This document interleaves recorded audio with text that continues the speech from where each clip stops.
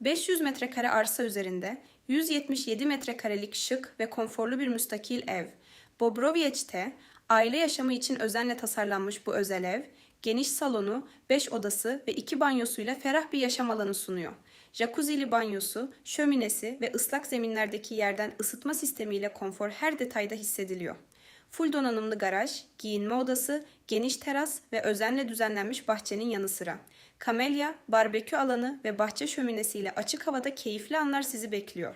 Otomatik giriş ve garaj kapıları, panjur sistemi, alarm ve kamera sistemiyle güvenlik de ön planda.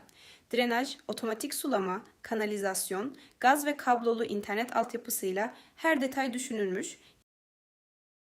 Yeni yaşamınız için Kutlu Estate.